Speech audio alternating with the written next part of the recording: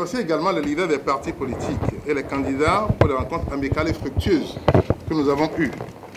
Nous sommes ici dans le cadre d'une réunion de suivi suite à la réunion que nous avons eue il y a 4 semaines ici à Lomé et dans le cadre des protocoles de la CEDEAO sur la bonne gouvernance et les élections et également le cadre du protocole de l'Union africaine sur les mêmes thèmes. Nous affirmons que les élections doivent être pacifiques dans la sous-région et aussi bien en Afrique. Et c'est en cela que, en tant que président de la CEDEAO, la visite que j'ai effectuée il y a 4 semaines était pour discuter de ces questions. Donc, j'ai discuté avec le président Faure, les leaders et candidats de l'opposition également, et écouté les préoccupations des candidats pour les traiter avant les élections. L'une des préoccupations qui avait surgi la dernière fois, à la dernière rencontre, était la question de la liste électorale. La CEDEAO a décidé, suite aux entretiens que nous avons eus, que les élections soient reportées de 10 jours pour donner le temps à la commission électorale et à la francophonie de traiter des questions relatives à la liste électorale. Tout heureusement, à notre arrivée cette fois-ci, il n'y a plus de préoccupation à ce sujet. La liste a été suffisamment actualisée. OK. Thank you, sir. La liste a été suffisamment actualisée et tous les candidats sont satisfaits et ont accepté de pouvoir évoluer avec cette liste pour les élections. À cette visite, il y a d'autres préoccupations qui ont été soulevées, notamment concernant le bulletin de vote, la transmission des résultats des élections, la sécurité du processus électoral et le vote par anticipation.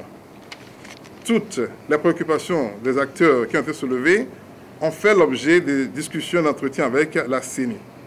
Des réponses assez satisfaisantes ont été proposées par la CENI et il en ressort notamment qu'il y a un manque de communication entre la CENI et les candidats.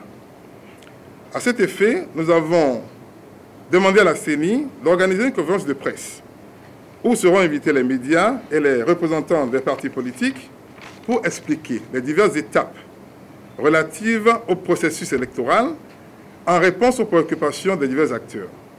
La date de cette conférence sera fixée ultérieurement, mais le plus tôt possible avant les élections. Toutes les clarifications au sujet des élections seront donc données à cette conférence de presse.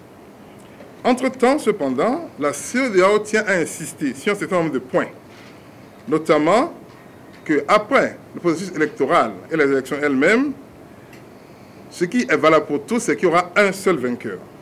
Et le vainqueur, c'est la République togolaise, au cas où les élections se dérouleront de façon pacifique, transparente et équitable. La CEDEAO insiste donc qu'il y aura un seul vainqueur, mais que tous seront vainqueurs si les élections se déroulent dans un climat apaisé, en toute équité, et que tout le monde, dans ces conditions, accepte les résultats qui seront proclamés. Nous insistons également sur le fait que la CENI est la seule autorité habilitée à déclarer les résultats. Donc, nous invitons tous les candidats, tous les partis politiques à éviter de proclamer quelques résultats que ce soit, fussent-ils parcellaires. La CENI est la seule autorité en charge de la collation, de la compilation et de la déclaration des résultats. Donc, nous invitons tout le monde à respecter ce principe.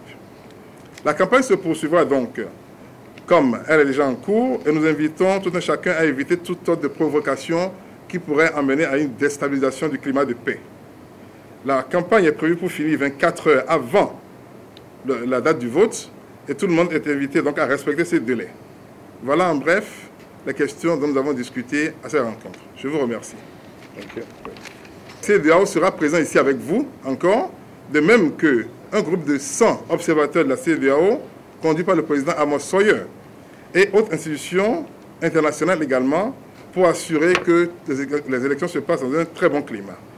Je tiens à vous rappeler que toute la communauté internationale regarde le Togo et comme ça s'est passé au Nigeria déjà, où les élections ont été paisibles sans le moindre problème, nous souhaitons vraiment, nous espérons que le cas pourra se répéter ici au Togo.